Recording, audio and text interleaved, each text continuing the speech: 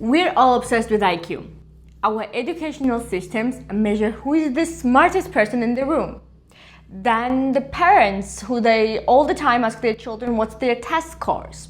The companies screen their candidates with logic puzzles. But something is wrong because you look outside and see there's this brilliant engineer who can't keep a job. You're a straight-A student who has struggles in every relationship and no one wants to be with him. So, as it seems, we all been measuring the wrong kind of intelligence, right? Yeah. That's why emotional intelligence is more important than IQ. And that's something that researchers have already found. 90% of top performers have higher emotional intelligence. So today I want to talk about what is this emotional intelligence and how you can use it in everyday situations. Let me give you an example. Picture this, you're at work and you have a meeting and your idea just got dismissed. So what would be a high IQ response? To provide the data, logical explanations, and prove them they are wrong and this idea what you provided is really the best strategy at the moment. Yeah, that would be high IQ response. What about the high emotional intelligence response? In that case, you would pause. You would read the room to understand what's the real reason behind the pushback. And then, once you understand that, you will change your communication style. You will change how you approach them. You will try to respond in a way to find a common ground and not to fall into the conflict. Because you understand those people, if you just provide them with data and logical explanation that they are wrong, nothing will change. And if you really think about it, the colleague who gets promoted is not the smartest one in the room. It's the one who knows when to speak up, when to listen, when to deliver the criticism and how, and to when to stay calm. Think about that person. We have all encountered. 4 years ago, I was a totally different person. I thought that I needed to have really good technical skills. It was everything enough to be a good person at job. But I was super wrong. I was in a toxic environment and I hated the manager who was, oh my God, the horrible, but we are not going to talk about it. And my coworker who really knew some things, he felt the same. He used to talk the shit behind his back with me, but then when we met him, he knew when to stay calm, when to listen, when to agree. If he wanted to dismiss, he would do it very politely, and I was super angry with him, like, why was he doing this? And then when he asked me, do you know what is emotional intelligence?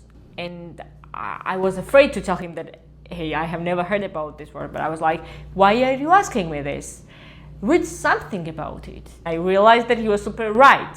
And I'm thankful to him that he mentioned that word and I really read something about it, because if not that, I'm more than 100% sure that I wouldn't be chosen as a Fulbright scholar, and which means that I wouldn't be able to study for free in America. And can you imagine that?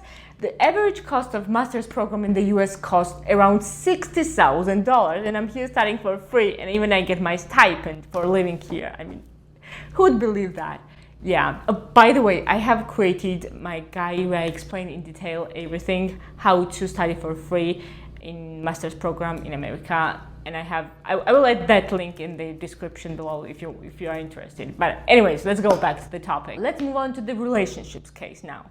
I have heard so many times when women say to their partner, hey, I feel like I don't get enough attention from you and all you care about is your job and you're working all the time. And what do guys do in such cases? They use logical thinking and of course they reply, so what do you want me to do? To leave my job and give you all my attention? Is it enough now? If those guys had enough emotional intelligence, they would realize that no one asked them to leave their job because no one wants a partner who sits all along and does nothing.